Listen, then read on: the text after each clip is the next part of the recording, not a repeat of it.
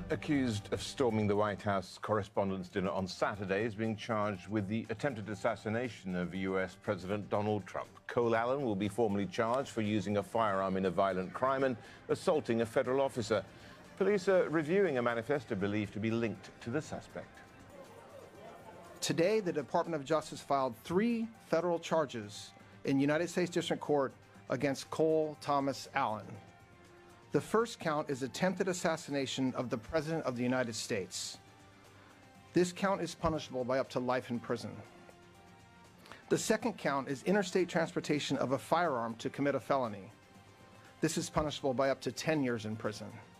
And the third count is discharge of a firearm during a crime of violence, which is punishable by a mandatory minimum term of imprisonment of 10 years, a maximum of life, and the 10 years is consecutive to any other sentence imposed. As indicated, these are the weapons that the defendant had on his person. You can see that's a 12-gauge pump-action Mossberg shotgun. It's a .38 semi-automatic. He had at least 3 knives and all kinds of paraphernalia. So any suggestion that he wasn't there to do harm is absurd. We will prove when he purchased these guns. They were purchased in California. Why is that relevant? It is relevant because he crossed interstate lines with those firearms. And those are the firearms that he used on the night of the 25th, or attempted to use at the very least.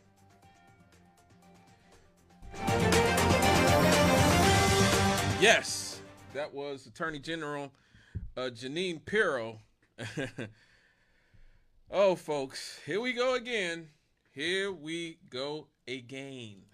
On April the 25th, 2026, at the White House Correspondents Dinner held at the Washington Hilton Hotel, gunshots were fired near the main security screening area outside the ballroom where Trump and 2,000 guests were sitting. This event was immediately disrupted and canceled, with guests diving under the tables and Secret Service rushing in. The suspected attacker has been identified as Cole Thomas Allen, a 31-year-old young man from California. Allegedly, he was armed with a shotgun, handgun, knives, and extra ammunition.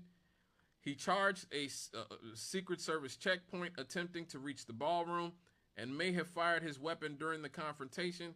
Some people say he did, some people say he didn't. Prosecutors say that he planned to assassinate our president, Donald John Trump, and possibly other officials. Now, supposedly, Secret Service agents intercepted him before he could reach the ballroom. He was subdued and taken into custody on the scene. At least one agent was shot but protected by a vest and survived. Now, obviously, Donald Trump was unharmed, because if he was harmed, you wouldn't hear the end of it. He later said that he initially thought the noise was something minor, like a dropped tray, before realizing it was attack. Other cabinet officials, including the vice president, was also secured. Many authorities are saying that the attack was premeditated and that the suspect allegedly sent a manifesto before the attack and took pictures of himself armed shortly beforehand, because if there's one thing any of us do when we're about to commit a crime, it's take pictures of ourselves. The motive appears to be tied to political extremism and anti-Trump views based on writings and online activity. The federal charges that Cole Thomas Allen is facing are attempted assassination of the president, weapons transported for criminal intent, firearm use during a violent crime. If convicted, he could face life in prison. Now, officials are describing this as one of several recent assassination attempts or plots involving Trump, raising concerns about political violence and security. And this instance has already triggered reviews of Secret Service protocols and debates over security at high-profile public events. And so, look, I have my opinions. I'm not going to come to it from the perspective of just, yeah, this was staged. Because whether it was staged or not, it's more indicative of where we are as a culture. Either Donald Trump is the most hated man in the world, and because of that, people constantly want to assassinate him. Or Donald Trump is the most hated man in the world, and the FBI or, people in our government constantly stage attacks to try to improve his polling numbers or try to make excuses to expand the power of Donald Trump and his administration. So either way, we're kind of screwed either way. You're kind of screwed either way. Now, one thing I will just say that one thing I found suspicious about this entire thing is that immediately after this supposed assassination attempt, all anyone on the Republican side of the aisle did was say, well, this is why we need a ballroom. This is why we have to. Now we've gone from the ballroom being funded completely by private donors, and Donald Trump said he even offered to pay for the ballroom himself, right? That's what he said. I'll pay for it. Now you have even supposed libertarians like Rand Paul, who usually is on the right side of these types of issues, saying now we have to take taxpayer dollars and spend $400 million building this ballroom that Trump wants. And so I think it's very suspicious. Somebody I really, whose opinion I really value is James Lee. He does a lot of good work on these types of issues, and so I wanted you guys to hear what he had to say about this, because I think it's very intriguing. I'm sorry, but none of this seems real, like, at all. You've probably heard by now, a suspect armed with knives and guns tried to storm the White House Correspondents' Dinner tonight. The guy's name was Cole Allen, and he was very quickly neutralized by security. But then people online started to do a little bit of noticing. Pause to read. Yeah, I don't know about you, but it's starting to look like one big show, beginning with what Caroline Levitt said right before the start of the event. It'll be funny. It'll be entertaining. There will be some shots fired tonight in the room. This, by the way, is Trump's first time attending the White House Correspondents' Dinner as president, and CNN ran this article a few hours before saying to expect the unexpected. Within an hour of the incident, Trump tweets out a video of the shooter running through the event. Even though still, for some reason, we can't get any moving pictures of Tyler Robinson. Then it turns out the shooter, Cole Allen, worked at NASA's Jet Propulsion Laboratory. Very interesting timing given all the UFO stories, so cue the conspiracy theorists on this one. And then there were the reactions, starting with Erica Kirk being Erica Kirk. I just want to go find I have to say, she looks very upset here, like way more upset than when her husband. Blech. Then we got Dana White just loving this whole thing. It started getting noisy. Tables getting flipped over, guys running in with guns, and they were screaming, "Get down!" I didn't get down. It was fucking awesome. We took every minute of it in, and it was a pretty crazy, unique experience. Totally normal reaction to what is supposedly a presidential assassination attempt. But the most ridiculous thing has to be maybe this coordinated influencer campaign saying this is why Trump needs a new ballroom. I didn't want to say this, but this is why we have to have all of the attributes of what we're planning at the White House. It's actually a larger room, and it's much more secure. It's drone-proof, it's bulletproof glass. We need the ballroom. That's why Secret Service, that's why the military are demanding it. We officially live in the dumbest timeline ever. Yep. One thing about this whole ballroom, to me, it makes no sense, because what is the argument that Donald Trump will never leave his ballroom ever? He's never going to give another speech outside of the ballroom? Ever? And so what are the implications of that? Is he building a ballroom as some sort of bunker where he'll just be holed up for the rest of what? The rest of his presidency? Supposedly this thing isn't going to be finished for the next 2 years or so, next 2 or 3 years. So he'll be leaving office by the time it's finished anyway, unless he's not planning on leaving office. I mean, that could be something that you could look at as well. Maybe this ballroom that he is just so intent on building is what he's planning on holding up in. Maybe he ain't planning on leaving the White House. You know, that's the only thing I can think of.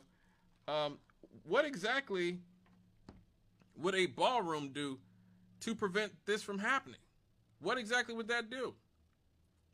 You're going to have every presidential event in this White House ballroom forever and ever. Every campaign speech,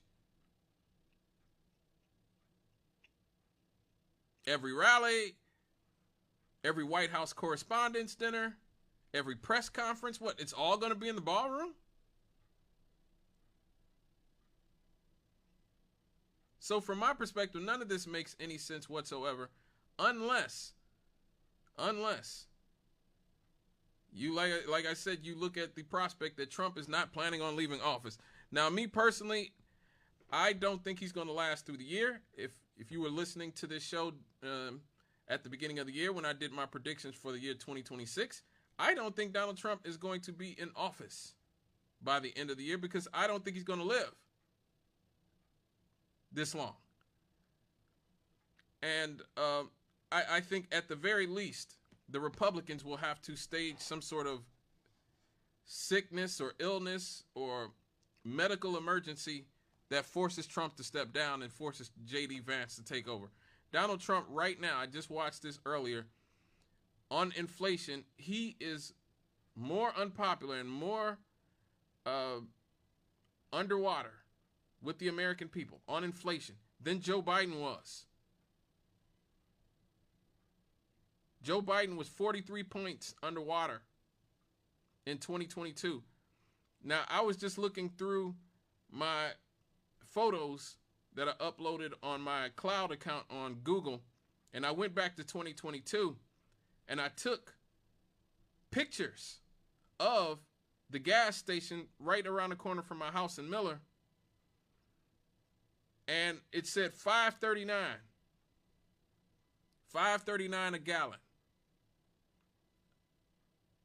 And that's what we were paying in June, I believe it was June of 2022. Donald Trump is currently worse off than Joe Biden was at that point when we were paying $5.39 here in Gary for our gas. So he's in serious trouble. He's worse off than Jimmy Carter was when Jimmy Carter was in office. And Jimmy Carter is sort of the hallmark for a one-term failure president who's, was responsible for economic calamity. People always bring up Jimmy Carter. Donald Trump is worse off than Jimmy Carter right now.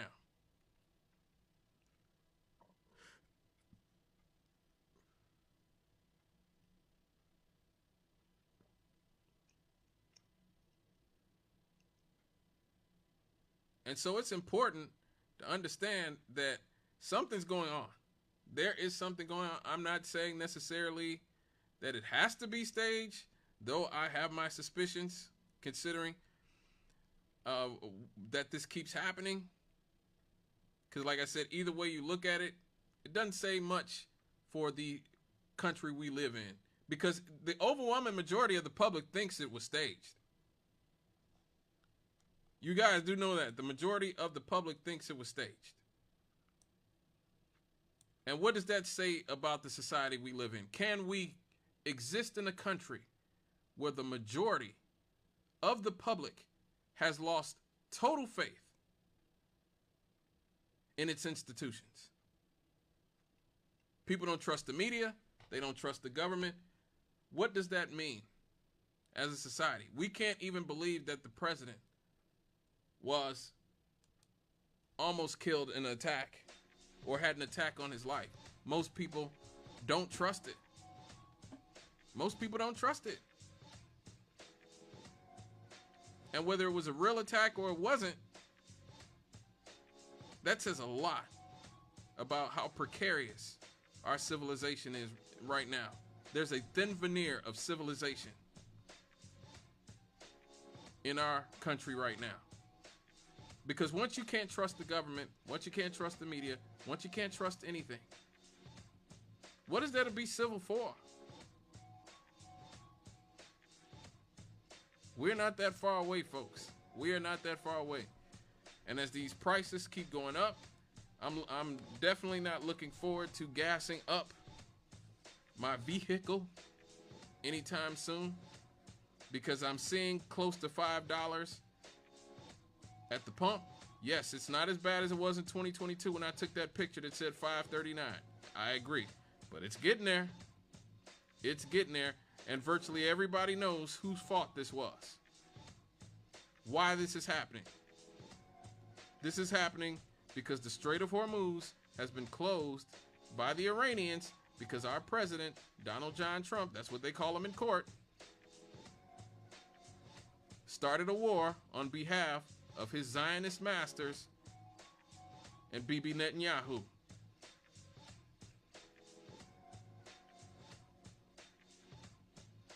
All right, folks, when we get back, 1984 is here. Not the year, but the dystopian nightmare. We'll be right back after these.